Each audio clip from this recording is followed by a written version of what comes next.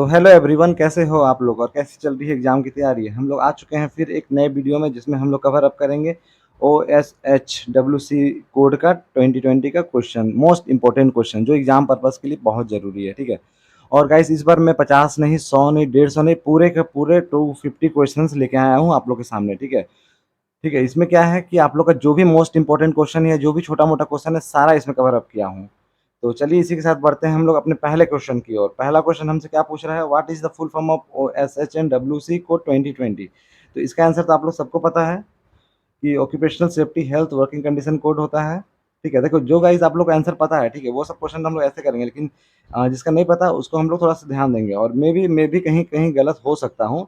तो आप लोग अगर कहीं गलत हो तो आप लोग कमेंट में उसका सही आंसर आप लोग भी बता सकते हैं कि सर हाँ आप यहाँ पे गलत किए, क्योंकि मेरा भी मतलब एक तरह से कह सकते हैं कि हम भी अभी क्वेश्चन तैयार किए हैं बहुत कम समय में। ठीक है, क्योंकि एग्जाम का डेट आप लोग का आ चुका है, तो हमको भी ज़्यादा टाइम मिला नहीं है इसको तैयार करने के लिए, तो उसी लिए। ठीक है, चलिए बढ़ते हैं अगले क्वेश्चन की ओर। अगला क्वेश्चन हमसे क्या पूछ रहा है, which major act of the mining sector has been repealed by OSH and WC code 2020? तो इसका आंसर हो जाएगा माइंस एक्ट 1952। रेपेल का मतलब होता है कि किस एक्ट को, ठीक है, किस एक्ट को रेपेल किया गया है, मतलब कि हटाया गया है और उसके बदले में OSH WC कोड 2020 लाया गया। तो ये हो गया माइन एक्ट 1952, आपको पता ही होगा।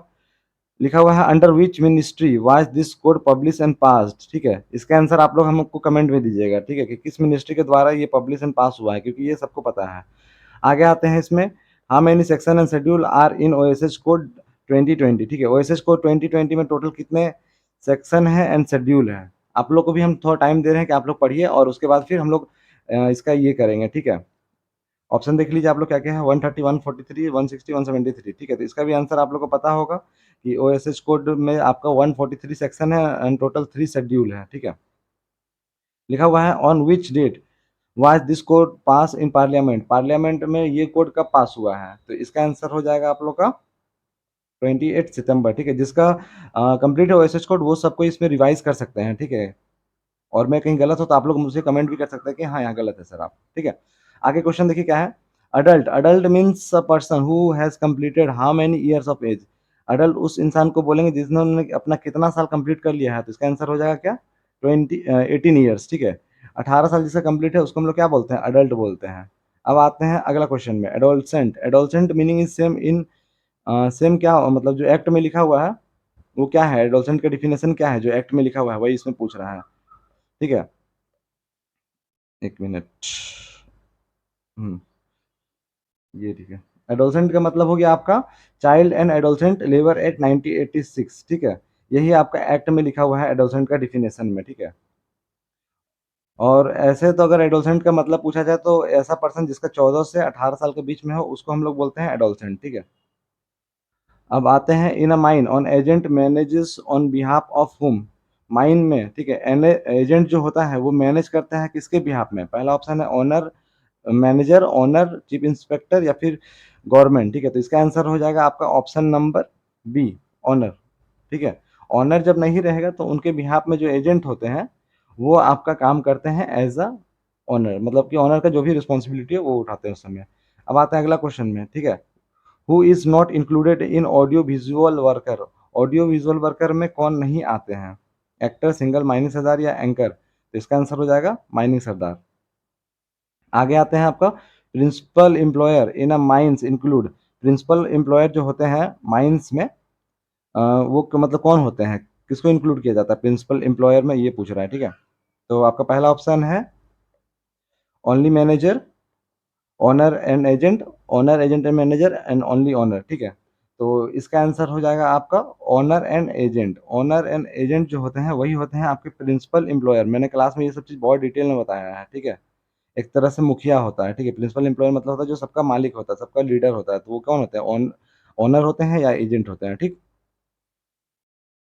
हम आप लोग को बहुत फास्ट करवा रहे हैं ये, क्योंकि इसमें एक तरह से बोल सकते हैं कि टाइम भी हमारे पास कम है और मतलब बाकी आप लोग को रिवाइज भी करना है, काफ़ी सारा सिलेबस है आपको पता है, तो इसीलिए आप लोग देख लीजिए। ठीक है, और इसका पीडीएफ हम अभी आप लोग को प्रोवाइड नहीं करेंगे, वो आप लोग को 22 के बाद ही मिल पाएगा। तो कोई भी कमेंट मत कीजिएगा कि सर पीडीएफ के लिए। ठीक है, आप लोग अगर क्वेश्चन चाहिए तो आप लोग इसमें से ही मतलब आपको जो इंपॉर्टेंट लगे वो यहाँ से पिकअप कर सकते हैं। अगर आपको अगर पीडीएफ चाहिए तो 22 तक वेट कीजिएगा। ठीक है, अगला क्वेश्चन आते हैं, अगला क्वेश्चन क्या पूछ रहा है इसमें कि chief inspector cum facilitator is appointed under which section? Chief inspector cum facilitator को किस सेक्शन के अंदर अपॉइंट किया जाता है? इसका भी आंसर आप लोग हमको कमेंट में दीजिएगा, ठीक है? ताकि मुझे भी पता चले कि आप लोग पढ़ रहे हैं कि नहीं पढ़ रहे हैं। और आप लोग भी अगर इसका आंसर, अगर जिसको नहीं पता है वो खोजिएगा, और नहीं तो कमेंट सेक्शन में देख लीजिएगा, ठीक है? क्योंकि कमेंट सेक्शन में कोई ना कोई आंसर देगा ही। आगे आते हैं अगला क्वेश्चन पे। A competent person is authorised bye व्हॉम? Competent person को ऑथराइज़ किनके द्वारा किया जाता है? ठीक है? तो इसका आंसर हो जाएगा मैनेजर। मैनेजर के द्वारा ऑथराइज़ किया जाता है कॉम्पिटेंट पर्सन को, ठीक है? आते हैं on establishment must have at least how many employ? कोई एस्टेब्लिशमेंट में कम से कम कितने एम्प्लॉय रहने चाहिए? आपका पहला ऑप्शन है 5 या उससे ज़्यादा, 10 या उससे ज़्यादा, 20 या उससे ज़्यादा, या 50 या उससे ज़्यादा, ठीक है? तो इसका आंसर हो जाएगा आपका 10 या उससे ज़्यादा। अगर 10 या उससे ज़्यादा कहीं एम्प्लॉयी है तो उस जगह को हम लोग क्या बोलेंगे? एस्टेब्लिशमेंट बोलेंगे, ठीक है? अगला question, to register a factory minimum employee should be? Factory को रजिस्टर करने के लिए मिनिमम कितने एम्प्लॉयी होने चाहिए? पहला 10 या उससे ज़्यादा, 20 या उससे ज़्यादा, 30 या उससे ज़्यादा, 50 या उससे ज़्यादा। देखिए, इसमें 2 चीज़ था फैक्ट्री में, एक था फैक्ट्री। ठीक है, अभी इसको हटाइए, वो बाद में बताएँगे, पहले यही देख लीजिए कि टॉपिक से भटकेंगे तो फिर और लंबा होगा वीडियो। सिंपल सा बोल रहा है कि factory, to register factory, factory को अगर रजिस्टर करने के लिए मिनिमम एम्प्लॉयी पूछ रहा है कितने होने चाहिए, ठीक है? तो इसका आंसर हो जाएगा आपका 20, ठीक है? 20 या उससे ज़्यादा, 20 या उससे ज़्यादा अगर एम्प्लॉयी हो, तो हम लोग उस जगह को क्या बोलेंगे? फैक्ट्री बोलेंगे, ठीक है? अगला क्वेश्चन है डेफिनेशन ऑफ मिनरल इंक्लूड, ठीक है? Definition of mineral include, mineral का डेफिनेशन में क्या-क्या चीज़ इंक्लूड है? पहला ऑप्शन है आपका ओनली कोल, ठीक है? सिर्फ coal, all substance obtaining from digging and drilling, जितना भी सब्सटेंस है जो इसको हम लोग डिगिंग मतलब कि खोद के या फिर ड्रिल करके निकालते हैं, वो सबको मिनरल में इंक्लूड करेंगे, या फिर ओनली मेटल्स या ओनली सैंड, ठीक है? तो इसका आंसर हो जाएगा आपका ऑप्शन नंबर बी, ठीक है? जितना भी मेटल या सब्सटेंस, ठीक है? All substance that obtain bye digging and drilling, जितना भी सब्सटेंस को हम लोग डिग करके मतलब कि खोद के या ड्रिल करके निकालते हैं, तो वो सारा आपका डेफिनेशन में आ जाता है किसका? मिनरल्स में। वो सब क्या होते हैं? आपके मिनरल्स होते हैं। अब आते हैं अगला क्वेश्चन पे। In mining day means, day का मतलब क्या होता है माइनिंग में? ठीक है, पहला ऑप्शन है सनराइज टू सनसेट। अगर सनराइज हुआ और सनसेट हुआ तो क्या उसको हम लोग डे बोलेंगे? दूसरा ऑप्शन है आपका 12 आवर पीरियड, 12 घंटा का पीरियड को क्या हम लोग डे बोलेंगे? या फिर तीसरा ऑप्शन है आपका 24 our period starting at midnight, 24 घंटा का पीरियड जो स्टार्ट होता है मिडनाइट को, उसको बोलेंगे, या फिर पीरियड फ्रॉम 6 एम, सुबह का 6 एम से जो पीरियड स्टार्ट होता है उसको बोलेंगे। तो इसका आंसर हो जाएगा आपका ऑप्शन नंबर सी, 24 घंटा पीरियड स्टार्टिंग एट मिडनाइट, मतलब कि रात का 12 बजे से जो 24 घंटा का पीरियड स्टार्ट होता है, उसी को हम लोग क्या बोलते हैं? उसी को हम लोग डेफिनेशन में डे बोलते हैं माइनिंग के टर्म में, ठीक है? चलिए अगला क्वेश्चन यहाँ पे, where should the office of a mine be located? Office जो होगा माइंस का वो कहाँ लोकेटेड होगा? Underground, on the surface, anywhere, या फिर मैनेजर हाउस, ठीक है? तो इसका आंसर हो जाएगा आपका on the surface, on the surface, ठीक है? जो भी सरफेस पे आपका होगा उसी को हम लोग क्या बोलेंगे? ऑफिस ऑफ द माइंस बोलेंगे, ठीक? अब आते हैं अगले क्वेश्चन की तरफ। अगला क्वेश्चन क्या बोल रहा है? Ordinary employed person are calculated for what period? Ordinary employed person है, उसको हम लोग कैलकुलेटेड करते हैं, मतलब कैलकुलेट करते हैं फॉर व्हाट पीरियड, कैसे, किस पीरियड के लिए कैलकुलेट करते हैं व्हाट पीरियड, ठीक है? तो पहला हो जाएगा average per month of last financial year, ठीक है? दूसरा हो जाएगा आपका average per day of last calendar year, या तीसरा ऑप्शन हो जाएगा आपका एवरेज पर वीक ऑफ करंट ईयर, या फिर चौथा ऑप्शन हो जाएगा आपका एवरेज ऑफ लास्ट 5 ईयर। तो इसका आंसर हो जाएगा आपका ऑप्शन नंबर बी, ठीक है? Average per day of last calendar year, उसी को हम लोग क्या बोलेंगे? ऑर्डिनरी एम्प्लॉय पर्सन बोलेंगे, कैलकुलेटेड ऐसे किया जाता है, ठीक है? अगला क्वेश्चन है, when did the normal railway act come into India? Normal railway act India में कब आया, ठीक है? तो इसका आंसर हो जाएगा आपका ऑप्शन नंबर सी, 1989, ठीक है? 1989 में आपका रेलवे एक्ट इंडिया में आया है। व्हाट इज़ अ रिले, ठीक है? रिले, इसका आंसर भी आप लोग हमको कमेंट में दीजिएगा, क्योंकि इससे हम मुझे भी पता चलेगा कि हाँ, आप लोग पढ़ रहे हैं या ध्यान से सुन रहे हैं कि नहीं, क्योंकि मैं वैसे ही 4 से 5 क्वेश्चन ही टोटल आप लोगों को कमेंट करने के लिए बोलूँगा, और आप लोग सब कोई अपना ज़िम्मेदारी निभाइएगा, जिससे मुझे पता चले कि हाँ, आप लोग भी एग्ज़ाम के लिए सीरियस हैं कि नहीं, ठीक है? तो ये सब क्वेश्चन इम्पोर्टेंट भी है और ज़रूरी भी है, तो आप लोग इसका सबको आंसर देना है कि रिले का मतलब क्या होता है, कौन-सा ऑप्शन होगा, ठीक है? अब आते हैं अगले क्वेश्चन पे। What is not included in wage? Wage में कौन-सा इंक्लूड नहीं है, ठीक है? ये चीज़ ध्यान दीजिएगा कि एग्ज़ाम में क्वेश्चन क्या पूछ रहा है, कि इंक्लूड है या नहीं है, तो इसमें पूछ रहा है नॉट इंक्लूडेड इन वेज। तो वेज में आपका क्या-क्या चीज़ इंक्लूड नहीं है, तो इसका आंसर हो जाएगा आपका बोनस एंड ओवरटाइम। जो भी बोनस और ओवरटाइम होता है वो इंक्लूड नहीं होता है वेज में। वेज के काउंट में उसको नहीं गिना जाता कि हाँ, वो वेज है। ठीक है? A week begin at midnight on which day? अगर क्या बोलते हैं वीक है, वीक जो स्टार्ट होता है मतलब डेफिनिशन के अकॉर्डिंग वो किस मिडनाइट मतलब मिडनाइट मतलब रात के 12 बजे किस दिन से स्टार्ट होता है? तो इसका आंसर हो जाएगा सैटरडे, ठीक है? लेकिन आप लोग मुझे इसका कन्फर्म कीजिएगा कि हाँ, इसका आंसर सैटरडे है या नहीं है, ठीक है? क्योंकि मुझे भी थोड़ा-सा डाउट है। चलिए अगले क्वेश्चन पे बढ़ते हैं। अगला क्वेश्चन पूछ रहा है within how many day of code applicability must establishment apply for registration? ठीक है? बोल रहा है कितने दिनों के अंदर कोड अप्लाई होने का कोई भी एस्टेब्लिशमेंट है वो अप्लाई करेगा रजिस्ट्रेशन के लिए। तो आपका पहला ऑप्शन हो जाएगा 30 दिन, 45 दिन या फिर 60 दिन या फिर 90 दिन। मतलब कितने दिनों के अंदर 30 दिन, 45 दिन, 60 दिन या 90 दिन कितने दिनों के अंदर? तो इसका आंसर हो जाएगा आपका ऑप्शन नंबर सी, ठीक है? 60 दिन। 60 दिन के अंदर आपका कोई भी एस्टेब्लिशमेंट है जो कि अप्लाई करेगा रजिस्ट्रेशन के लिए। अब बढ़ते हैं अगले क्वेश्चन की ओर। Who appointed the registering officer? Registering officer को कौन अपॉइंट करता है? ठीक है? आपका पहला है central government, state government, appropriate government या फिर डीजीएमएस। रजिस्ट्रिंग ऑफिसर को कौन अपॉइंट करता है? 24 नंबर का आंसर हो जाएगा आपका option number C, appropriate government. जो भी आपका एप्रोप्रिएट गवर्नमेंट होगा वो क्या करेगा? अपॉइंट करेगा रजिस्ट्रिंग ऑफिसर को, ठीक है? और रजिस्ट्रिंग ऑफिसर का काम क्या होता है? एक तरह से रजिस्टर मेंटेन करना ही हो सकता है मेन काम इसका। आगे आपका अगला क्वेश्चन की तरफ बढ़ते हैं। अगला क्वेश्चन क्या पूछ रहा है? क्वेश्चन नंबर 25 इफ आरओ, ठीक है, RO fails to register in 60 days what is it consider? RO का मतलब यहाँ पे पता है क्या है? रजिस्टरिंग ऑफिसर को शॉर्ट में लिखे हैं, ठीक है? इफ आरओ एग्जाम में ऐसे भी पूछ सकता है, if RO fail to register in 16 days, अगर रजिस्टर फेल करने में वो मेंटेन करने में अगर सफल नहीं रहा तो फिर क्या कंसीडर किया जाएगा? तो फिर आपका जो भी रजिस्टर है उसको कैंसिल कर दिया जाएगा। दूसरा है डीम रजिस्टर इमीडिएटली, क्या वो तुरंत इमीडिएटली हो जाएगा। तीसरा है रिजेक्टेड या फिर ऑफिसर फाइंड, ऑफिसर को इसके बदले में पेनल्टी देना पड़ेगा। तो इसका आंसर आप लोगों को सबको पता है कि अगर जो भी रजिस्ट्रिंग ऑफिसर है वो अगर 60 दिनों के अंदर रजिस्टर नहीं कर पाता है तो वो डीम हो जाएगा, मतलब रजिस्टर हो जाएगा इमीडिएटली, मतलब वो खुद से रजिस्टर हो जाएगा, ठीक है? उसके बाद अगला क्वेश्चन है 26 नंबर लिखा हुआ है notice of establishment closure must be given within. जो भी अगर एस्टेब्लिशमेंट मतलब कि एक तरह से माइन की बात करते हैं हम लोग, ठीक है? अगर माइंस को क्लोज कर रहे हैं तो जो भी हम लोग नोटिस देंगे वो कितने दिनों के अंदर देंगे? पहला ऑप्शन है आपका ऑप्शन नंबर ए 7 डेज, ठीक है? दूसरा है बी 15 डेज, सी 30 डे या फोर सिक्स डी 60 डेज। तो इसका आंसर हो जाएगा आप लोग का ऑप्शन नंबर कितना होगा बताइए आप लोग? सी 30 डेज, ठीक है?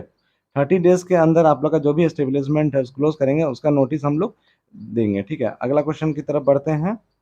Can an employer hire without registration? क्या एम्प्लॉयर को हायर किया जा सकता है बिना रजिस्ट्रेशन के? ठीक है, आप लोग खुद सोचिए कि कोई एम्प्लॉयर है मतलब एक तरह से एम्प्लॉयर को क्या आप लोग हायर कर सकते हैं बिना रजिस्ट्रेशन के? क्या लगता है आप लोग को? पहला ऑप्शन बोल रहा है कि हाँ हायर कर सकते हैं फॉर 1 मंथ, 1 महीने के लिए उसको हायर किया जा सकता है। दूसरा ऑप्शन बोल रहा है कि नो नेवर, कभी हायर नहीं कर सकते हैं। तीसरा ऑप्शन बोल रहा है यस इफ अप्लाइड। चौथा बोल रहा है ओनली कॉन्ट्रैक्ट लेबर पे, ठीक है? तो इसका आंसर हो जाएगा आप लोग का नो नेवर, ठीक है? कभी भी आपका एम्प्लॉयर हायर नहीं किया जा सकता है विदाउट रजिस्ट्रेशन। बिना रजिस्ट्रेशन का आप लोग एम्प्लॉयर को कैसे हायर कीजिएगा, ठीक है? तो ये भी याद रखिएगा कि कभी भी हायर नहीं किया जा सकता है। अगला क्वेश्चन पूछा जा रहा है कि appeal against registration cancellation can be field with in, ठीक है? जो भी आपका क्या बोलते हैं कैंसिलेशन के लिए अपील किया जाता है, ठीक है? अपील किया जाता है कैंसिलेशन के लिए, उसको फील किया जाता है कितने दिनों के अंदर? पहला है 15 डेज, 30 डेज, 45 डेज या 60 डेज। तो कितने दिनों के अंदर आपका रजिस्ट्रेशन के लिए मतलब अपील फील मतलब फाइल किया जाता है कि हाँ हमको अपना रजिस्ट्रेशन कैंसिल करवाना है? तो इसका भी आंसर हो जाएगा आपका ऑप्शन नंबर बी 30 डेज, 30 दिनों के अंदर। देखिए गाइस 14 मिनट में 28 क्वेश्चन कर रहे हैं, मतलब ये देखिए काफ़ी स्पीड आप लोग को हम पढ़ा रहे हैं। इतना स्पीड अभी तक कोई भी वीडियो में आप लोग को हम नहीं पढ़ाए हैं। अब आगे क्वेश्चन अगला पे बढ़ते हैं। अगला क्वेश्चन क्या बोल रहा है आप लोग के लिए? To whom is the appeal made? ठीक है? तो जो अपील है to whom is the appeal made? Appeal जो है उसको किसके लिए बनाया गया, मतलब किसके लिए मेड किया जाता है? तो आपका क्या चीफ इंस्पेक्टर के द्वारा, एफिलिएट ऑफिसर के द्वारा, डिस्ट्रिक्ट मजिस्ट्रेट के द्वारा या सुप्रीम कोर्ट के द्वारा? ठीक है? तो अपील किसके द्वारा बनाया जाता है? मेड, ठीक है? To whom is the appeal made, appeal किसके लिए बनाया जाता है? तो इसका आंसर हो जाएगा आपका एफिलिएट ऑफिसर, ठीक है। जो भी आपका एफिलिएट ऑफिसर होगा वही आपका अपील बनाएगा, ठीक है। To which health facility must the employer provide free of cost, कौन सा हेल्थ फैसिलिटी है जो आपका employer free of cost provide करेगा? पहला ऑप्शन है आपका option A annual health examination, आपका एनुअल हेल्थ एग्जामिनेशन मतलब जो साल में एक बार हेल्थ एग्जामिनेशन होता है वो। दूसरा हो गया ट्रीटमेंट फॉर इंजरीज ओनली, जो भी आपका इंजरीज होगा उसके लिए। तीसरा हो गया आपका मेडिकल एक्सपेंसेस के लिए। चौथा हो जाएगा जिम मेंबरशिप के लिए, ठीक है। तो आपका किस चीज़ के लिए आपका फ्री ऑफ कॉस्ट जो होगा हेल्थ फैसिलिटी प्रोवाइड करेगा एम्प्लॉयर? तो ऑब्वियस सी बात है, हेल्थ का बात है तो सिंपल सा होगा एनुअल हेल्थ एग्जामिनेशन, ठीक है। एनुअल हेल्थ एग्जामिनेशन जो होगा वो फ्री ऑफ कॉस्ट आपको करवाया जाएगा एम्प्लॉयर के द्वारा, ठीक है। अब आते हैं अगले क्वेश्चन की ओर। क्वेश्चन नंबर 31 पूछ रहा है क्या? Employer must provide what to each employ an appointment, employer must provide what to each employ an appointment, appointment के दौरान, ठीक है। एम्प्लॉयर आप लोग को क्या प्रोवाइड करवाता है? यूनिफॉर्म प्रोवाइड कराएगा, अपॉइंटमेंट लेटर प्रोवाइड करेगा, बोनस एडवांस प्रोवाइड करेगा या आईडी कार्ड प्रोवाइड करेगा, ठीक है। तो इसका आंसर हो जाएगा आप लोग का B number, option number B, appointment letter. जब भी आप लोग अपॉइंट कीजिएगा, ठीक है, तो जो भी एम्प्लॉयर होगा वहाँ का, वो क्या करेगा आप लोग सबसे पहला चीज़ जो देगा वो होगा आप लोग का अपॉइंटमेंट लेटर, ठीक है। उसके बाद बाकी सब चीज़ आता है। उसके बाद अगला क्वेश्चन क्या पूछ रहा है? Which two officer are jointly responsible for financial and other provision, इसमें से कौन दो ऑफिसर जो है रिस्पॉन्सिबल होगा किसके लिए? फाइनेंशियल या अदर प्रोविजन के लिए, ठीक है। तो आपका पहला ऑप्शन है owner manager, owner and agent, manager and agent, agent and supervisor, ठीक है। तो इसका आंसर हो जाएगा आप लोग का ऑप्शन नंबर बी, जो कि है owner and agent. Owner and agent जो है वही दोनों ऑफिसर ऑफिसर है एक तरह से, जो फाइनेंशियल या अदर प्रोविजन के लिए जॉइंटली रिस्पॉन्सिबल होगा। आगे आते हैं आपका article, article include what regarding machinery, article include, ठीक है। आर्टिकल के बारे में हम आप लोग को दो आई थिंक 2 से 3 क्लास या फिर 2 से 3 पीडीएफ जो हुआ है उस सब में हम लोग आर्टिकल का आपका डिफिनेशन बताए हैं, तो इसका डिफिनेशन आप लोग हमको कमेंट कीजिएगा, ठीक है। आर्टिकल का डिफिनेशन आप लोग कमेंट कीजिएगा। अगला क्वेश्चन आता है आप लोग का notice of mine death should be send to, ठीक है। नोटिस ऑफ माइन डेथ, अगर जो भी आपका माइन में अगर डेथ हो गया है, ठीक है, तो उसका नोटिस, डेथ हो गया माइंस में तो उसका नोटिस आप लोग किसको भेजिएगा, ठीक है। तो आपका पहला ऑप्शन है अप्रोप्रिएट गवर्नमेंट को, सरकार को भेजिएगा जो भी होगा उस समय का, या फिर ओनली मैनेजर को, या फिर अप्रोप्रिएट अथॉरिटी को, या फिर पुलिस को। तो इसका आंसर हो जाएगा आप लोग का ऑप्शन नंबर सी, ठीक है। जो भी आपका अप्रोप्रिएट अथॉरिटी होगा उसको आप लोग भेजिएगा नोटिस ऑफ माइन डेथ, ठीक है। चलिए अगले क्वेश्चन की तरफ बढ़ते हैं। अगला क्वेश्चन आप लोग से क्या पूछा गया है? डेथ एक्सीडेंट, ठीक है, death accident inquiry must be completed within, जो भी आपका डेथ एक्सीडेंट इंक्वायरी है वो कितने दिनों के अंदर कंप्लीट हो जाना चाहिए, ठीक है। तो इसका आंसर हो जाएगा 24 आवर्स, 15 डेज, 1 मंथ या 2 मंथ, ठीक है। तो इसका आंसर हो जाएगा आपका ऑप्शन नंबर डी, 2 मंथ। 2 महीनों के अंदर आपका जो भी एक्सीडेंट डेथ का इंक्वायरी है, मतलब कि अगर माइंस में एक्सीडेंट हुआ उसके कारण डेथ हो गया तो उसका जो इंक्वायरी बैठेगा वो इंक्वायरी आपका 2 महीने के अंदर कंप्लीट हो जाना चाहिए, उसी चीज़ के बारे में है। अगला क्वेश्चन है question number 36, notice is sent if absence due to injury for, ठीक है, जो भी आपका नोटिस होगा वो सेंट होगा if absence due to injury for. इसका आंसर हो जाएगा आपका 24 आवर, 48, 72 या 7 ये देश। तो इसका आंसर हो जाएगा आपका ऑप्शन नंबर बी, 48 आवर्स, ठीक है। 48 आवर्स जो भी आपका नोटिस है एब्सेंस का वो आपका सेंड होगा इंजरी कारण 48 आवर्स में। आते हैं क्वेश्चन नंबर 37 पे। क्वेश्चन नंबर 37 क्या बोल रहा है? नोटिफाइड डिजीज, नोटिफाइड डिजीज आपका किस शेड्यूल के अंदर आता है? तो इसका आंसर आप लोग सबको पता है कि नोटिफाइड डिजीज जो है वो आपका आता है 3rd शेड्यूल में, ठीक है। अब अगला क्वेश्चन पूछ रहा है how many disease are listed in a 3rd schedule, 3rd schedule में आपका टोटल कितना डिजीज को लिस्ट किया गया है? 8, 15, 22 या 29? तो इसका आंसर हो जाएगा आपका ऑप्शन नंबर डी, 29, ठीक है। 29 इंजुरीज को इसमें एक तरह से लिस्ट किया गया है। टोटल 29 इंजुरीज के बारे में आपका 3rd शेड्यूल में है। आप लोग एक बार नहीं होगा तो 3rd शेड्यूल को 29 जो भी बीमारी है एक दो बार उसको रीड आउट कर लीजिएगा, एग्जाम में उससे क्वेश्चन पूछ सकता है कि इसमें से कौन सा आपका 3rd शेड्यूल में डिजीज नहीं है या फिर है, ठीक है। तो एक बार रीड कीजिएगा। अगर आप लोग बोलिएगा कमेंट में कि सर उसके लिए भी वीडियो बना दीजिए ट्रिक वाला, तो हम बना देंगे आप लोग के लिए, ठीक है। अब आते हैं अगले क्वेश्चन की तरफ। Penalty for medical practitioner failing to report notified injury, ठीक है, कितना पेनल्टी पे करना होगा आपका मेडिकल प्रैक्टिशनर को जो फेल हो गया रिपोर्ट करने के लिए नोटिफाइड डिजीज को। अगर नोटिफाइड डिजीज हुआ है किसी एम्प्लॉय को और मेडिकल प्रैक्टिशनर फेल है, मतलब मेडिकल प्रैक्टिस उसका रिपोर्ट बना नहीं बना पाया, तो उसको कितना रुपया फाइन देना पड़ेगा? 50 रुपया, 100, 1000 रुपया, 5000 या 10,000? तो इसका आंसर हो जाएगा आप लोग का ऑप्शन नंबर डी, 10,000 रुपया, ठीक है। 10,000 रुपया उसको एज अ पेनल्टी पे करना पड़ेगा अगर वो फेल हो जाता है आपका रिपोर्ट बनाने के लिए। तो आगे पूछ रहा है which disease is notified in third schedule. देखिए मैंने आपको अभी कहा था ना कि किस डिजीज के बारे में थर्ड शेड्यूल में दे सकता है, इसमें पूछ लिया कि इसमें से कौन सा डिजीज जो है मेंशन है थर्ड शेड्यूल में। तो पहला ऑप्शन है मरकरी पॉइजनिंग, दूसरा है आपका न्यूमोसोनोसिस, ठीक है, इसको बोलते हैं न्यूमो, देखिए न्यूमो पी साइलेंट होता है, ठीक है, तो न्यूमोकोन ओइसिस, ठीक है, न्यूमोकोनोसिस। अगला है आपका नॉइस इंड्यूस हियरिंग लॉस, ठीक है, या फिर चौथा है ऑल ऑफ दिस। तो इसका आंसर हो जाएगा आपका option number D. Option number D आपका ऑल ऑफ दिस। जितना भी ये सारा डिजीज का नाम दिया गया है ये सारा का सारा आपका किसमें मेंशन है? थर्ड शेड्यूल में है, ठीक है। चलिए अब बढ़ते हैं हम लोग अगले क्वेश्चन की तरफ। Question number 41, district magistrate has power to maintain, ठीक है, जो भी आपका डिस्ट्रिक्ट मजिस्ट्रेट होगा has power to maintain what in a district, उसके डिस्ट्रिक्ट में क्या चीज होगा जो उसके पास पावर होगा कि उसको वो मेंटेन कर सके, ठीक है। तो पहला होगा option A only mine production, ठीक है, सिर्फ माइन एंड प्रोडक्शन के बारे में जो भी आपका होगा वो सिर्फ डिस्ट्रिक्ट मजिस्ट्रेट के पास पावर होगा कि उसको कंट्रोल कर सके। दूसरा है लॉ एंड ऑर्डर, तीसरा है माइन सेफ्टी, या चौथा है ऑनरी रेवेन्यू। तो किस चीज़ के बारे में उसका पावर होगा, मतलब अपना डिस्ट्रिक्ट में कौन सा चीज़ का पावर होगा कि वो मेंटेन कर सकता है? आपका होगा option number B law and order. जो भी लॉ एंड ऑर्डर मेंटेन होगा उसके डिस्ट्रिक्ट में तो उसके पास वो पावर होगा कि हाँ उसको मेंटेन कर सके। तो इसका ऑप्शन हो जाएगा ऑप्शन नंबर बी। ये क्वेश्चन फंसाने के लिए भी दे सकता है, ठीक है, क्योंकि माइंस का क्वेश्चन है तो आप लोग सोचिएगा कि माइंस का प्रोडक्शन होगा या माइन सेफ्टी होगा, लेकिन नहीं, डिस्ट्रिक्ट मजिस्ट्रेट का पावर क्या होता है डिस्ट्रिक्ट में कि वो लॉ एंड ऑर्डर मेंटेन कर करके अपने डिस्ट्रिक्ट में। अगले क्वेश्चन की तरफ बढ़ते हैं। अगला क्वेश्चन है 42 number, if a mine extend to two district who is DM, उस केस में आपका डिस्ट्रिक्ट मजिस्ट्रेट कौन होगा? दोनों डीएम, दोनों स्टेट। जैसे देखिए माइंस ये आपका एक डिस्ट्रिक्ट है, ये दोनों डिस्ट्रिक्ट है, जो माइंस है वो दोनों डिस्ट्रिक्ट के बीच में है, ये आपका माइंस है, ठीक है, ये टोटल माइंस है। तो अब इसमें का डी, अब माइंस का डीएम कौन होगा? ये वाला या फिर ये वाला, मतलब 1 या 2। तो इस केस में आपसे पूछ रहा है कि कौन होगा डीएम। तो बोल रहा है कि दोनों डीएम को हक होगा कि माइंस को ये कर सके, या फिर personal authorise by central government. Central और गवर्नमेंट जिस डीएम को बोलेगा उस डीएम का हक होगा दोनों माइंस पे। तीसरा होगा लार्जेस्ट डिस्ट्रिक्ट, या फिर चौथा होगा माइन मैनेजर। तो इसका आंसर हो जाएगा आपका ऑप्शन नंबर बी, ठीक है।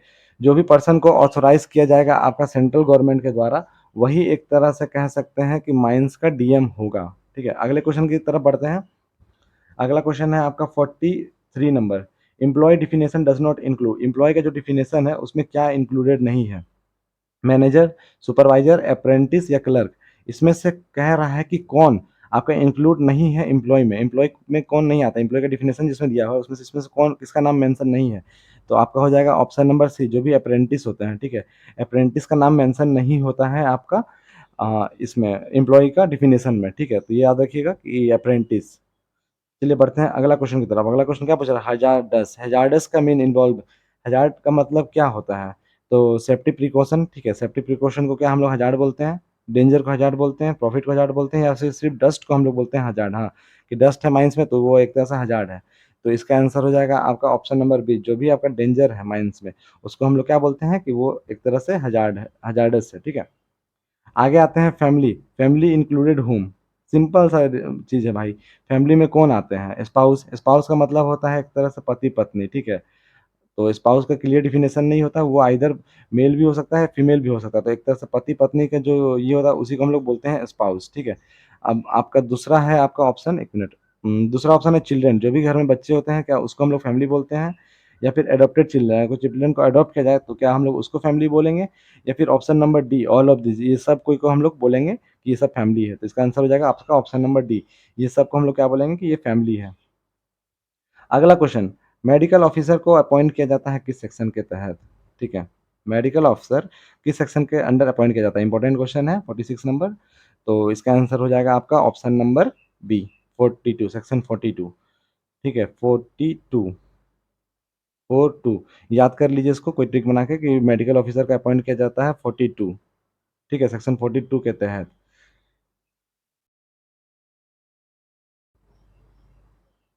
अब आते हैं अगले क्वेश्चन की तरफ, क्वेश्चन नंबर 47। लिखा हुआ है, do workshop power station inside a mine fall under mine definition? क्या जो भी वर्कशॉप या पावर स्टेशन होते हैं माइंस के अंदर, वो आपके माइंस डिफिनेशन में आते हैं? पहला ऑप्शन है नो, दूसरा है yes, consider part of mines, उसको माइंस का पार्ट कहा जाएगा, या फिर लिखा जाएगा ओनली अंडरग्राउंड, या फिर ओनली एट ऑनर व्हील। अगर ऑनर चाहेगा तब हम लोग उस सब चीज़ को कह सकते हैं कि हाँ वो माइन के डिफिनेशन के अंदर आता है। तो इसका आंसर हो जाएगा ऑप्शन नंबर बी, ठीक है। जो भी आपका वर्कशॉप या पावर स्टेशन है उसको हम लोग बोलेंगे कि हाँ वो माइन का डिफिनेशन में आता है और उसको कंसीडर किया जाएगा as a part of mines, ठीक है। अब आते हैं अगला क्वेश्चन की तरफ, 48 नंबर क्वेश्चन क्या बोल रहा है आप लोग से? Main purpose of DA, dearness allowance, main purpose क्या है डीए का? मेक रिच, डीए से आप अमीर बन जाइएगा। दूसरा है आपका B, protect from rising prices, जब प्राइस राइज होगा तो क्या उसका डीए से आप लोग प्राइस राइज होगा तो उससे आप लोग प्रोटेक्ट रहिएगा कि हाँ प्राइस बढ़ रहा है तो हम लोग को डीए है तो कोई दिक्कत नहीं है। डीए का मतलब क्या, दिवाली बोनस होता है, ठीक है। चौथा है क्या, इंटरटेनमेंट होता है डीए। तो इसका आंसर आप लोग बताइए क्या होगा? 48 नंबर का ऑप्शन हो जाएगा आपका ऑप्शन नंबर बी, ठीक है। प्रोटेक्ट फ्रॉम राइजिंग प्राइस या फिर इन्फ्लेशन, ठीक है। इन्फ्लेमेशन होता है कि जो भी आपका पैसा का फ्लो मार्केट में बढ़ गया, ठीक है, उसी को हम लोग बोलते हैं इन्फ्लेशन। तो आपका ऑप्शन नंबर बी होगा सही आंसर, कि वो हमको प्रोटेक्ट करता है डियरेंस अलाउंस की प्राइस बढ़ा है उससे। अगला क्वेश्चन है 49 नंबर। 49 नंबर क्वेश्चन आपको क्या बोल रहा है? Retaining allowance is given, retaining allowance आपको कब दिया जाता है? To at festival, at retain worker, during off season, at retirement, या फिर मंथली। तो इसका आंसर हो जाएगा आपका ऑप्शन नंबर बी, ठीक है, to retain worker during off season. अगला क्वेश्चन जो कि है 15 number question, guys half century, ठीक है, हाफ सेंचुरी हो गया हम लोग का। हाफ सेंचुरी क्वेश्चन क्या है? Who must keep the work place free from hazard, कौन है जो आपका वर्क प्लेस को, ठीक है, फ्री रखता है हजार्ड से? मतलब कि जो भी बीमारी या फिर जो भी डेंजर है उससे, एम्प्लॉय, जो भी एम्प्लॉय वहाँ काम करते हैं, इंस्पेक्टर, एम्प्लॉयर या ओनर, या फिर कोई नहीं। तो इसका आंसर हो जाएगा आप लोग का ऑप्शन नंबर सी, ठीक है, एम्प्लॉयर एंड ओनर। जो भी माइंस के एम्प्लॉयर एंड ओनर होते हैं वो क्या करते हैं, वर्क प्लेस को फ्री ऑफ हैजार्ड और रखते हैं, ठीक है। तो गाइस रुकिए 1 मिनट, मैं पानी पी लूँ क्योंकि 50 क्वेश्चन मैंने बैक टू बैक पढ़ा दिया है। तो उसके बाद हम लोग फिर कैरी ऑन करते हैं, 1 मिनट।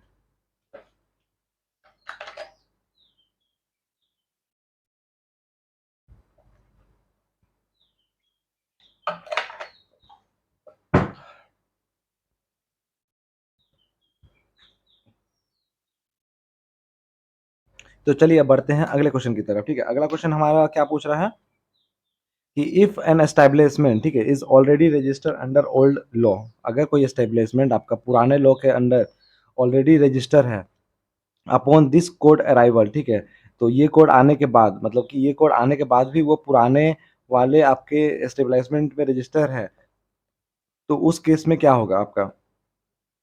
मस्ट रजिस्टर, ठीक है।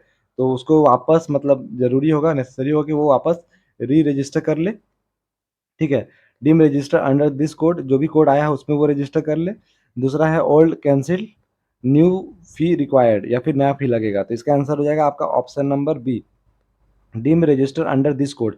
जो भी नया OSHWC कोड 2020 वाला आया है तो उसमें कह रहा है कि इसको वापस आपका रजिस्टर करना पड़ेगा, ठीक है। तो ये चीज़ है, ध्यान रखिएगा। यहाँ पे देखिए ऑप्शन है ए, मस्ट री रजिस्टर। तो मस्ट री रजिस्टर का मतलब क्या, कि दोबारा उसी रजिस्टर में हम लोग करेंगे? तो नहीं, तो वो चीज़ के लिए ध्यान रखिएगा कि क्वेश्चन इसमें फंसा के, मतलब कैसे फंसाएगा आप लोग को। क्योंकि बहुत किसी को लगा कि हाँ उसमें तो रजिस्टर करना होगा, तो री रजिस्टर किस में करना होगा उसमें क्लियर नहीं दिया है। तो वो चीज़ पढ़ लीजिएगा ऑप्शन नंबर बी भी, बी नंबर ऑप्शन में कुछ और तो नहीं है, ठीक है। चलिए बढ़ते हैं अगले क्वेश्चन की तरफ। Application for registration should be made, जो भी आपका एप्लीकेशन फॉर रजिस्टर है वो शुड बी मेड, ठीक है, उसको कौन बनाता है? ओनली बाय पोस्ट, ठीक है। एप्लीकेशन रजिस्टर मेड किस होता है? बाय पोस्ट होता है, इन पर्सन होता है, इलेक्ट्रॉनिकली होता है, न्यूज़ एड की तरह होता है। तो रजिस्ट्रेशन के लिए आप लोग कैसे अप्लाई कर सकते हैं, मतलब सिंपली वही पूछ रहा है एक तरह से घुमा के, ठीक है। तो आप लोग सबको पढ़े हैं कि रजिस्ट्रेशन जब भी हम लोग करवाते हैं तो हम लोग कैसे अप्लाई करते हैं? इलेक्ट्रॉनिकली अप्लाई करते हैं, क्योंकि इलेक्ट्रॉनिक टर्म आपको बहुत जगह यूज़ हुआ है नए वाले कोड में। तो ये याद रखिएगा कि इलेक्ट्रॉनिकली हम लोग रजिस्टर को ये करवाते हैं, ठीक। रजिस्ट्रेशन के लिए जब करवाते हैं तो इलेक्ट्रॉनिकली भेजते हैं।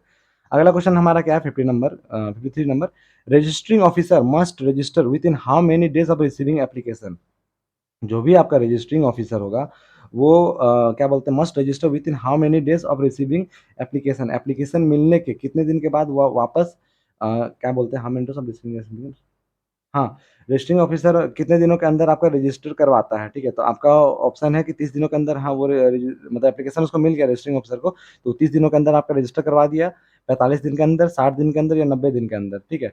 तो आपका ऑप्शन हो जाएगा मतलब आंसर हो जाएगा ऑप्शन नंबर सी 60 दिनों के अंदर, ठीक है? रजिस्ट्रिंग ऑफिसर जो होता है, उसको जब एप्लीकेशन मिलता है, ठीक है? कि हाँ, एप्लीकेशन आया है नया रजिस्ट्रेशन करवाने के लिए, तो वो 60 दिनों के अंदर, ठीक है?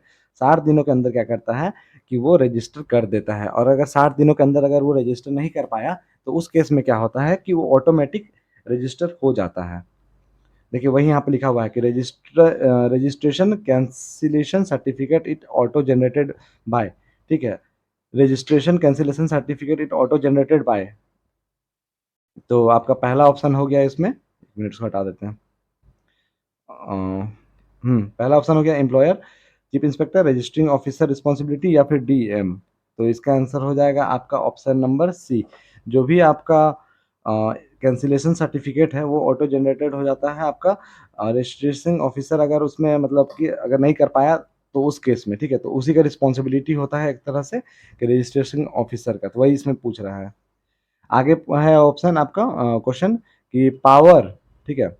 Power to revoke registration obtain by fraud, तो power of revoke registration obtain by fraud क्या हो गया? Owner, registering officer, central government या फिर मैनेजर। तो इसका आंसर हो जाएगा आपका option number B, registering officer.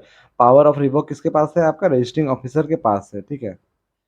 और अगला क्वेश्चन है ownership change after registration is reported by, ठीक है? अगर ओनरशिप चेंज हो गया है माइंस का, तो आफ्टर रजिस्ट्रेशन के बाद उसका रिपोर्ट किसको किया जाएगा? ठीक है?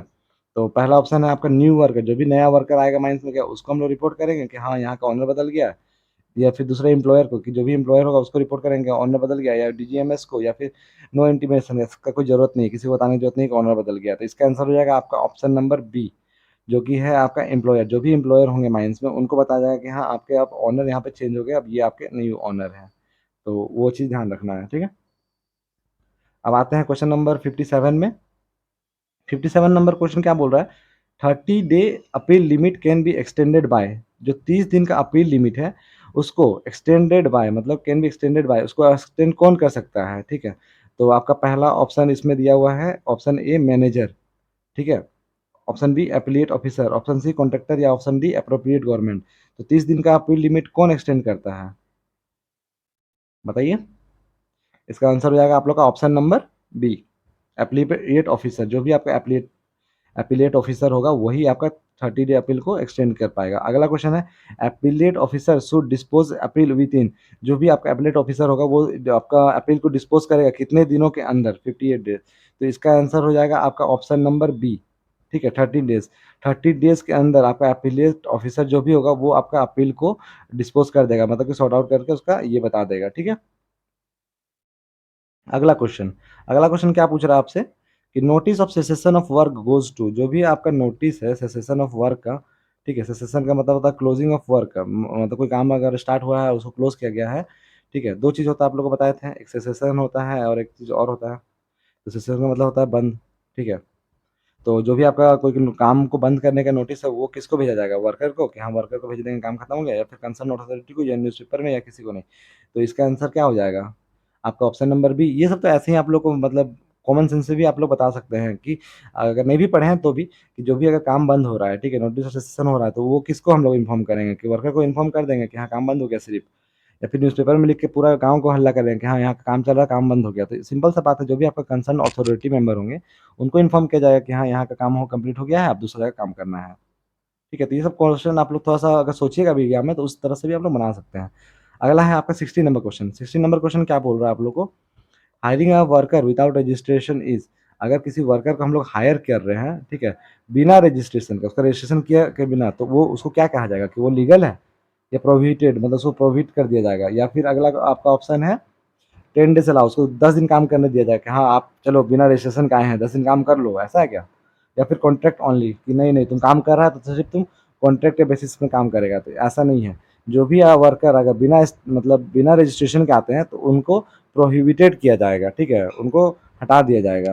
तो ये चीज़ ध्यान रखिएगा कि उनको प्रोहिबिटेड किया जाएगा। आते हैं अगले क्वेश्चन की तरफ, मतलब कि अगले ऑप्शन की तरफ, question 61 number. Responsibility to keep work place hazard free, जो भी आपका वर्क प्लेस है उसको अगर हजार्ड फ्री रखना है तो वो किसका रिस्पॉन्सिबिलिटी है, किसका जिम्मेदारी है कि वर्क प्लेस को हजार्ड फ्री रखें?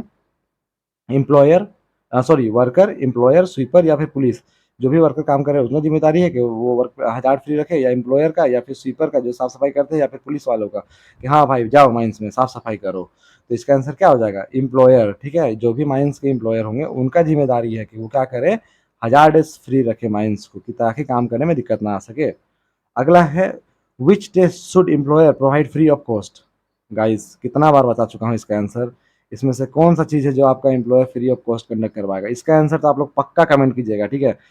मुझे पता है कि आप लोग सबको इसका आंसर पता है और आप लोग जरूर इसका आंसर कमेंट कीजिएगा, ठीक है। तो इसका आंसर मुझे कमेंट में चाहिए 62 नंबर, ये मैं नहीं बताऊंगा। अगला question, who provide adequate information for safe machine use. कौन आप लोग का एडुकेट इन्फॉर्मेशन मतलब प्रॉपर इन्फॉर्मेशन प्रोवाइड करेगा कि मशीन का सेफ यूज करना है, ठीक है। आपका वर्कर, जो भी वर्कर है माइंस के, वो आपका क्या प्रोवाइड करेंगे एडुकेट इन्फॉर्मेशन कि हाँ ये प्रॉपर इन्फॉर्मेशन है कि माइंस को ऐसे यूज करना है, या फिर जो डिजाइनर होंगे, मैन्युफैक्चर होंगे या सप्लायर होंगे वो प्रोवाइड करेंगे, या फिर अगला ऑप्शन है आपका ऑप्शन नंबर सी क्लर्क, जो भी माइंस में क्लर्क होंगे वो पर्सन क्या इन्फॉर्मेशन प्रोवाइड करेंगे कि हाँ मशीन को कैसे यूज करना है, या फिर एजेंट जो होंगे वो बताएंगे। तो सिंपल सा बात है गाइस, एडुकेट इन्फॉर्मेशन मशीन के बारे में कौन दे पाएगा? जो उसका डिजाइनर होगा, मैन्युफैक्चरर होगा या सप्लायर होगा। कि जो माइंस को डिजाइन किया है, मशीन को मैन्युफैक्चर किया है, सप्लाई कर रहा है, उसी को पता होगा ना कि मशीन को कैसे रन करें। अगला है आपका एंश्योर सेफ्टी इन आर्टिकल, ठीक है। Ensure safety in article design is responsibility of. तो इसका आंसर हो जाएगा आपका ऑप्शन नंबर ए डिजाइनर। जो भी आपका डिजाइनर होगा उसका जिम्मेदारी होगा कि आर्टिकल का डिजाइन ऐसे किया जाए कि वो एंश्योर करे सेफ्टी, मतलब कि उसके कारण दुर्घटना ना हो। तो ये आंसर हो जाएगा डिजाइनर, ठीक है। तो ये ध्यान रखिएगा, ये इंपॉर्टेंट क्वेश्चन भी है। अब बढ़ते हैं हम लोग अगले क्वेश्चन की तरफ। अगला क्वेश्चन आपसे क्या पूछ रहा है? Central government decide supplier duties consulting, ठीक है। जो भी आपका सेंट्रल गवर्नमेंट होगा वो डिसाइड करेगा सप्लायर का ड्यूटी। कंसल्ट करके किसको किसको कंसल्ट करेगा? ऑनर को कंसल्ट करेगा। दूसरा है आपका national occupational safety and health advisory board, ठीक है। National occupational safety advisory board को आपका क्या बोलेगा, एडवाइस कंसल्ट करेगा, या फिर ट्रेड यूनियन को या सुप्रीम गवर्नमेंट को? तो इसका आंसर हो जाएगा आपका, बताइए, ऑप्शन नंबर बी, ठीक है। Option number B national occupational safety and health advisory board जो होंगे, सेंट्रल गवर्नमेंट डिसाइड करेंगे सप्लायर को और ड्यूटी कंसल्ट किया जाएगा national occupational safety and health advisory board को कंसल्ट करके, ठीक है। अगला ऑप्शन, सॉरी अगला क्वेश्चन है, who send notice of a death in a mines. Death मतलब अगर माइंस में एक्सीडेंट हुआ जिसके कारण डेथ हो गया तो उसका नोटिस कौन भेजेगा? आपके जो को वर्कर होंगे वो, जो मतलब कि एक तरह से को वर्कर कहने का मतलब कि जो आपके मतलब साथ में काम कर रहे हैं माइंस में, और तो को वर्कर होते हैं ना कि पार्टनर कहते हैं जो, वो आपका नोटिस ऑफ डेथ बताएंगे कि हाँ मेरा पार्टनर मर गया, या फिर एक्सीडेंट हो गया या डेथ हो गया, या फिर ऑनर एजेंट या मैनेजर, जो भी माइंस का ऑनर एजेंट मैनेजर होंगे वो बताएंगे कि मेरा माइंस में इतना लोग के डेथ हुए, या पुलिस वाला आएगा तो वो चेक करके बताएगा, या फिर डॉक्टर बताएगा कि हाँ ये मर गया है। तो इसका आंसर सिंपल सा होगा कि जो भी आपके ऑनर एजेंट या मैनेजर होंगे माइंस में, वही बताएंगे कि हाँ माइंस में एक्सीडेंट हुआ है जिसके कारण डेथ हो गया माइंस में इतने लोगों का। तो ये भी आसान था, ठीक है। कि आपका owner agent and manager, to which authority is to which authority is death notice send, ठीक है। To which authority is death notice send, death notice जो भी आपका सेंड होगा वो किस अथॉरिटी के द्वारा होगा? आपका पहला ऑप्शन है बैंक, ठीक है। बैंक के द्वारा आप लोग कभी डेथ नोटिस भेजिएगा कि हम मर गया है, बैंक से आपका नोटिस आया है कि आदमी मर गया है, वाह क्या ऑप्शन है। दूसरा ऑप्शन रहेगा authorise decided by appropriate government, ठीक है। जो भी आपका अथॉरिटी होगा डिसाइड किया जाएगा अप्रोप्रिएट गवर्नमेंट, वही आपको क्या करेगा, नोटिस भेजेगा डेथ का, या फिर हेड मास्टर या फिर नेबर। तो इसका आंसर हो जाएगा आपका ऑप्शन नंबर बी, ठीक है। तो किस अथॉरिटी को आपका सॉरी किस अथॉरिटी को आपका डेथ नोटिस भेजा जाएगा? तो authority decided by appropriate government, ठीक है। जो भी आपका अप्रोप्रिएट गवर्नमेंट के द्वारा अथॉरिटी बनाया गया होगा उसको, ठीक है। बैंक नहीं होगा, बैंक तो हमको लगा कि वो पूछ रहा है। तो आपका डेथ नोटिस किस पूछा है, किसको भेजा जाएगा? डेथ नोटिस आपको किसको भेजा जाएगा? तो authorise authority decided by appropriate government, जो आपका अप्रोप्रिएट गवर्नमेंट होगा उसका अथॉरिटी होगा जो उसको, ठीक है। अगला क्वेश्चन क्या है? Notice is send for injuring causing absence for. देखिए नोटिस जो होगा आपका इंजरी अगर हुआ है, ठीक है, जिसके कारण आप एब्सेंस है, तो वो आपका कितने घंटों के अंदर भेजा जाएगा? 12 घंटा, 24 घंटा, 48 घंटा, या उससे ज़्यादा, या 72 घंटा, ठीक है। इंजरी के केस में, ठीक है, डेथ के केस में नहीं पूछ रहा है, इंजरी के केस में आपका ऑप्शन क्या हो जाएगा? आपका ऑप्शन नंबर हो जाएगा इसमें सी 48 घंटा या उससे ज़्यादा, ठीक है, 48 घंटा या उससे ज़्यादा ओएसएच कोड में यही दिया हुआ है, 48 घंटा या उससे ज़्यादा अगर आपको इंजरी कॉज है तो उसका नोटिस आपको भेजा जाएगा कि आप एब्सेंस मतलब है तो। आपका क्या है time limit for accident inquiry, ठीक है, टाइम लिमिट क्या होगा एक्सीडेंट इंक्वायरी के लिए? 15 दिन, 1 महीना, 2 महीना या 6 महीना, ठीक है। टाइम लिमिट क्या होगा एक्सीडेंट इंक्वायरी के लिए? तो इसका आंसर आप लोग बताइए। ऑप्शन नंबर सी, 2 महीना, ठीक है। जो भी आपका एक्सीडेंट से रिलेटेड इंक्वायरी होगा, ठीक है, तो उसका आपका टाइम लिमिट है 2 महीना का, ठीक है। आपका एक्सीडेंट हुआ उसके लिए इंक्वायरी बैठेगा तो उसका टाइम लिमिट 2 महीने का होता है, ठीक है। Who notify a dangerous occurrence, कौन आपका डेंजरस अकरेंस मतलब माइंस में अगर डेंजरस हो गया तो उसका नोटिफाई कौन करेगा? हु नोटिफाई करेगा डेंजरस अकरेंस का? एम्प्लॉयर, जो भी आपका एम्प्लॉयर होगा वो, या फिर वर्कर या वेंडर या फिर कोई नहीं?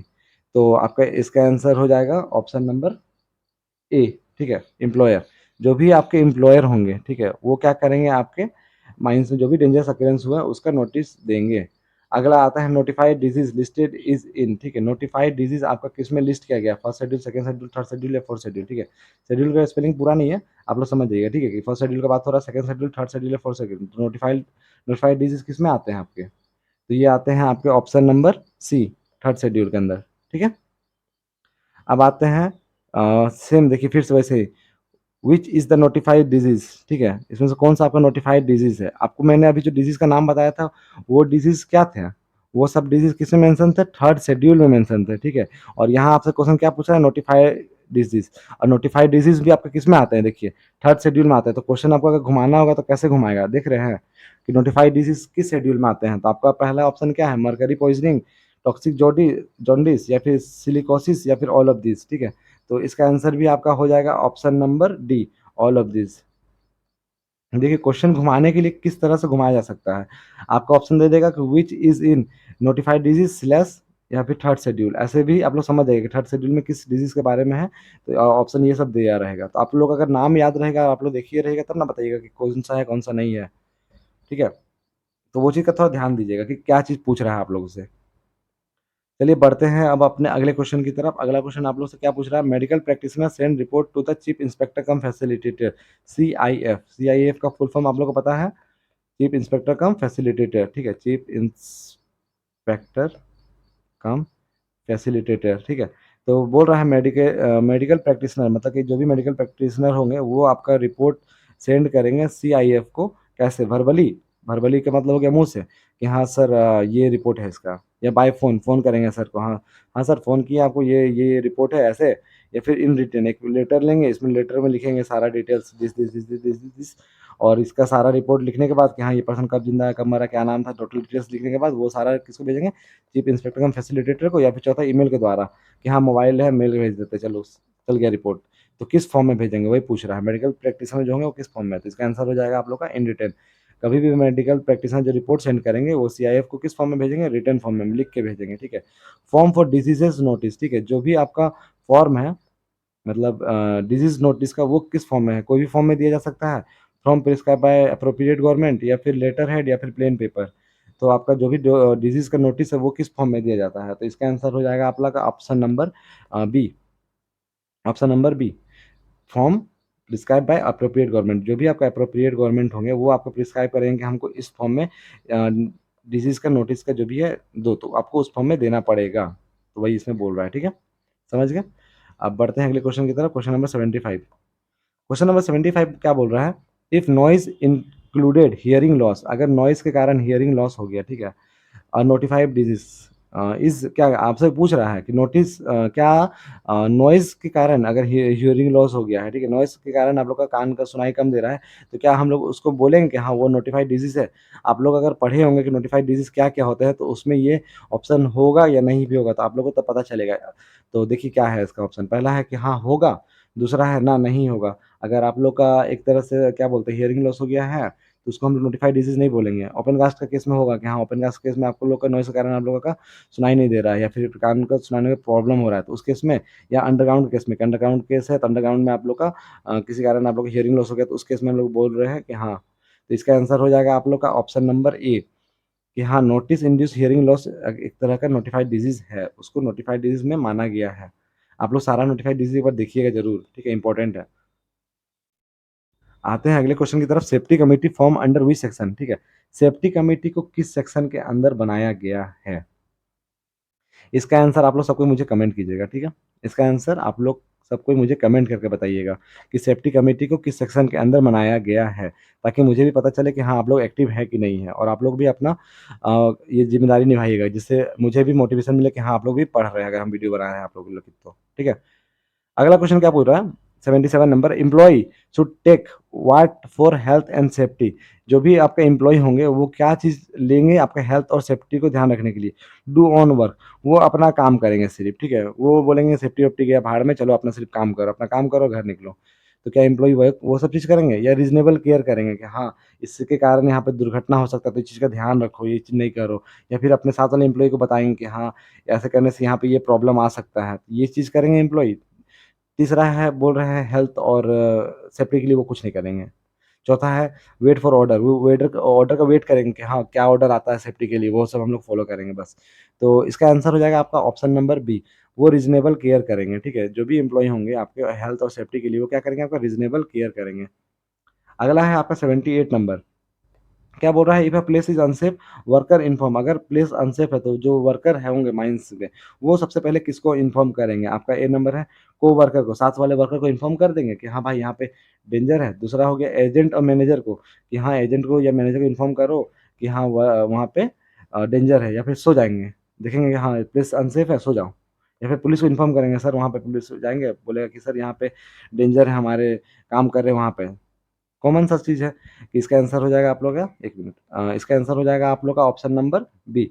जो भी वर्कर है वो किसको इन्फॉर्म करेंगे, आपके एजेंट या फिर मैनेजर को। माइंस के जो भी एजेंट या मैनेजर होंगे उनको क्या करेंगे, वर्कर इन्फॉर्म करेंगे कि हाँ सर यहाँ पे डेंजर है माइंस में, ठीक है। अगला क्वेश्चन आता है आपका, medical officer appointed under section. Medical officer जो होंगे वो किस सेक्शन के अंडर अपॉइंट किए जाएंगे, ठीक है। तो मेडिकल ऑफिसर जो होंगे वो आपके किस सेक्शन के अंदर अपॉइंट किए जाएंगे? सेक्शन 34, 42, 50 या 143, बताइए। तो इसका आंसर हो जाएगा आपका ऑप्शन नंबर बी, ठीक है।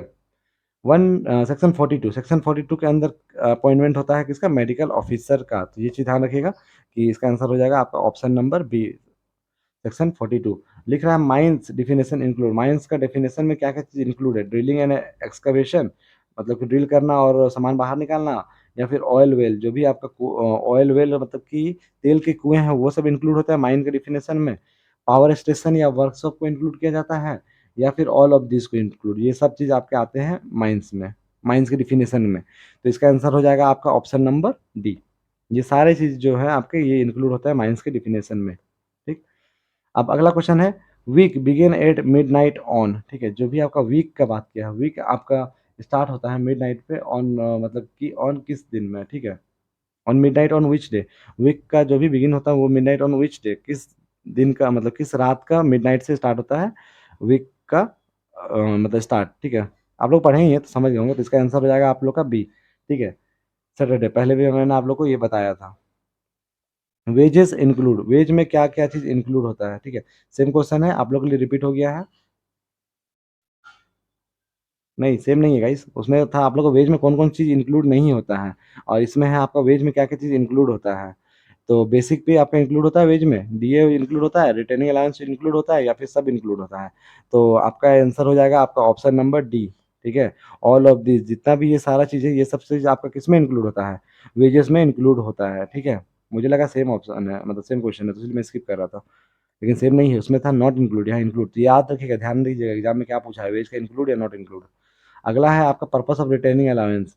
पर्पस क्या है रिटेनिंग अलाउंस का? रिटेनिंग अलाउंस ये तो पता है आपको, लेकिन इसका पर्पस क्या है, ठीक है।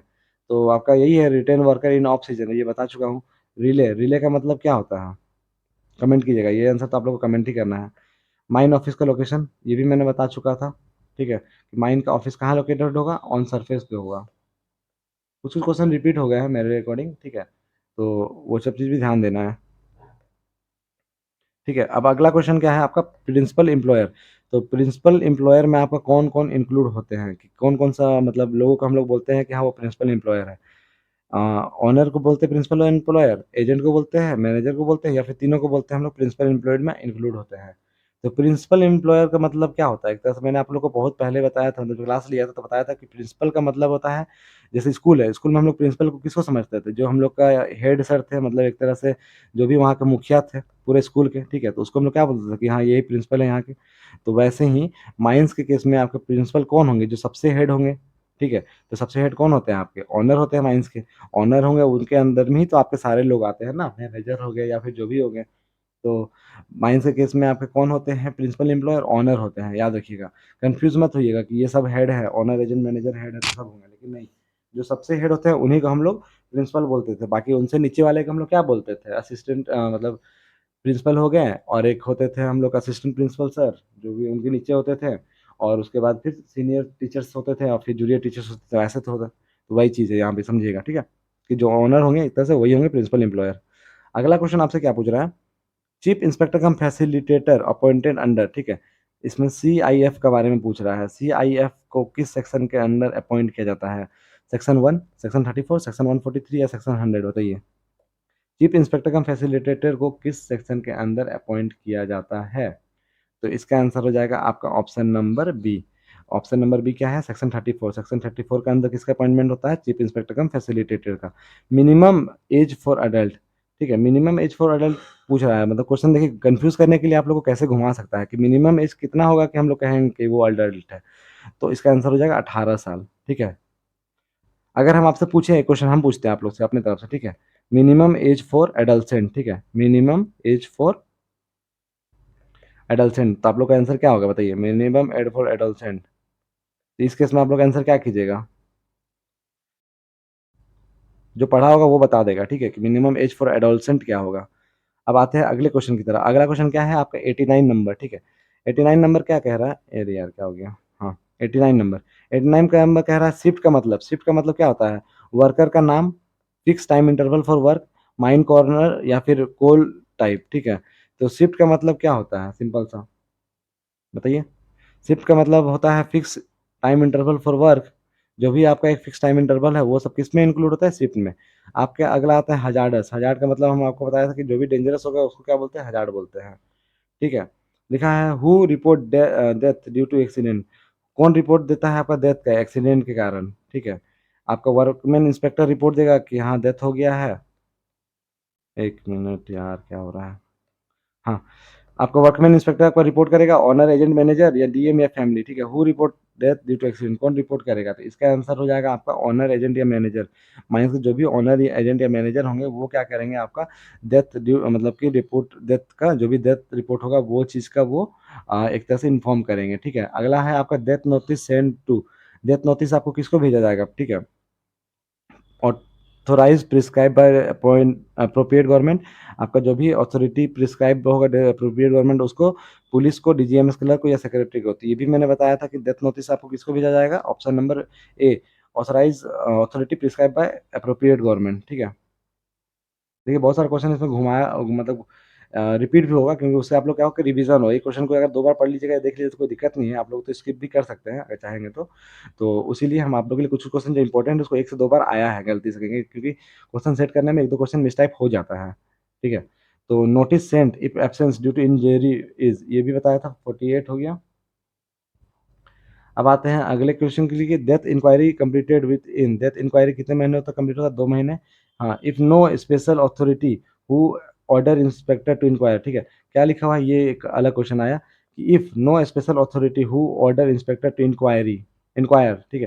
तो कौन हो गया वो स्पेशल अथॉरिटी, मतलब नो स्पेशल अथॉरिटी? तो owner, manager, chief inspector cum facilitator या फिर स्टेट गवर्नमेंट, ठीक है? तो इसका आंसर क्या होगा बताइए आप लोग? इसका आंसर हो जाएगा आपका चीफ इंस्पेक्टर कम फैसिलिटेटर, ठीक है? जो चीफ इंस्पेक्टर कम फैसिलिटेटर होंगे वो क्या करेंगे? ऑर्डर देंगे आपका, ठीक है? किसको ऑर्डर देंगे? इंस्पेक्टर को, कि जाइए आप इंक्वायरी कीजिए, ठीक है? ठीक है? अगला ऑप्शन आता है आपका, अगला क्वेश्चन आता है आपका 96 number. Notice of dangerous occurrence sent by, notice of dangerous occurrence, जो भी आपका डेंजरस ऑकरेंस होगा, माइंस में डेंजरस होगा, उसका नोटिस, ठीक है? डेंजरस ऑकरेंस का नोटिस सेंट बाय कौन भेजेगा आपका? Employer, casual worker, safety committee से या फिर विलेजर, ठीक है? डेंजरस ऑकरेंस का नोटिस आपका कौन भेजता है?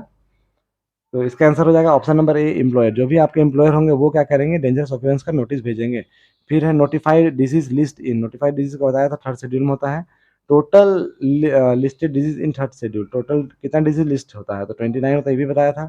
अब आते हैं medical practitioner send notice, medical practitioner जो भी होंगे वो नोटिफाइड डिजीज का रिपोर्ट किसमें भेजेंगे, कलेक्टर को भेजेंगे, ऑनर को भेजेंगे, चीफ इंस्पेक्टर कम फैसिलिटेटर को भेजेंगे, या फिर चीफ सीएम को भेजेंगे, ठीक है, चीफ मिनिस्टर को। तो कॉमन सा चीज़ है, आपका मेडिकल प्रैक्टिशनर किसके द्वारा अपॉइंट किए जाते हैं, आपको पता ही है, जो भी आपका अप्रोप्रिएट गवर्नमेंट होते हैं उनके द्वारा, ठीक है। तो वो क्या करते हैं, आपका नोटिफाइड डिजीज जो भी आपका मतलब एम्प्लॉय होंगे माइंस में, उनको अगर कोई डिजीज होगा है नोटिफाइड डिजीज, तो वो नोटिफाइड डिजीज का रिपोर्ट बनाते हैं, ठीक है, और भेजते हैं। तो वो किसको भेजते हैं, आपके कलेक्टर को भेजते हैं हम लोग, कि हाँ कलेक्टर सर लीजिए यहाँ पे ये नोटिफाइड डिजीज हुआ था, उसके लिए। या फिर आप लोग का दूसरा ऑप्शन क्या दिया हुआ है, ऑनर को, माइंस के ऑनर को हम लोग भेजेंगे, या फिर चीफ इंस्पेक्टर कम फैसिलिटेटर को, या सीएम को। तो इसका आंसर हो जाएगा आपका ऑप्शन नंबर सी। जो भी आपके माइंस के चीफ इंस्पेक्टर कम फैसिलिटेटर होते हैं, ठीक है, CIM जिसको बोलते हैं हम लोग शॉर्ट में, CIM, ठीक है। तो उनको हम लोग क्या करते हैं, मतलब हम लोग नहीं, मेडिकल प्रैक्टिशनर क्या होते हैं, उनको वो सेंड करते हैं रिपोर्ट नोटिफाइड डिजीज का, और नोटिफाइड डिजीज का रिपोर्ट किसमें भेज करते हैं, इन रिटर्न, ठीक है, इन रिटर्न भेजते हैं पेपर में। पढ़े थे आप लोग। अब आते हैं हम लोग अपना 100वां क्वेश्चन, मतलब एक तरह से सेंचुरी, ठीक है, फाइनली 100 क्वेश्चन की तरफ बढ़ गए, ठीक है। 100 क्वेश्चन रिपीटेड है आप लोग का, ठीक है, कि मेडिकल प्रैक्टिशनर जो भी होंगे आपको उनको कितना पेनल्टी पे करना होगा, तो 10,000, ठीक है। तो इसी के साथ गाइज इतना हम लोग आज रखते हैं, आगे जितना भी हो वो सब नया है, ठीक है। तो 100 क्वेश्चन आप लोग कंप्लीट हो गया है, जो कि आप लोग का पहला पार्ट में है। अब एक और वीडियो बनाएंगे जो कि सेकंड पार्ट होगा, ठीक है। और अगर ज़रूरी हो तो फिर मतलब इस पार्ट को हम लोग कंटिन्यू करेंगे, मतलब इस पार्ट सीरीज़ को, ठीक है। तो अगर वीडियो आप लोग को थोड़ी भी इन्फॉर्मेटिव लगी हो और पसंद आई हो तो गाइज़ लाइक कर देना, और चैनल में अगर पहली बार आए हो तो चैनल को सब्सक्राइब कर देना, क्योंकि पार्ट 2 मैं इसमें अपलोड कर दूँगा 1-2 दिनों के अंदर, ठीक है। और एग्ज़ाम से पहले मैं बाकी जितना भी इम्पोर्टेंट टॉपिक है आप लोग का वो सारा कवर अप कर दूँगा। और आप लोग को अगर लगता है कि सर ये साथ में आप लोग करंट अफेयर्स का भी क्लास लीजिए, ठीक है, कि करंट अफेयर्स भी हम लोग का एग्ज़ाम में आएगा, तो करंट अफेयर्स का क्लास लीजिए, तो आप लोग कमेंट कीजिएगा, ठीक है। अगर मुझे टोटल 10 कमेंट्स आता है कि सर हाँ 10 कमेंट्स आए कि हाँ सर करंट अफेयर्स का क्लास स्टार्ट करवाइए, 10 दिन है, 10 दिन में जो भी most important current affairs exam के लिए इंपॉर्टेंट है वो सारा चीज़ कवर अप कीजिए, तो मैं उसका क्लास फ्री ऑफ कॉस्ट लूँगा आप लोग के लिए यूट्यूब में, ठीक है। और इसी के साथ गाइज अगर चैनल में अगर नहीं हो तो अपने दोस्तों को भी शेयर करो, ताकि उन लोगों को भी इसका मतलब इंपॉर्टेंट क्वेश्चन जो है उन लोग का भी कवर अप हो जाए, ठीक है। और चलिए आई थिंक आप लोग को वीडियो अच्छी लगा, मतलब समझ में आया होगा जो भी मैंने पढ़ाया, ठीक है। और अब मिलते हैं नेक्स्ट पार्ट में, ठीक है, जो कि है पार्ट 2। तब तक के लिए गाइस थैंक यू। और और तो क्या ही बोलूँ, चलिए।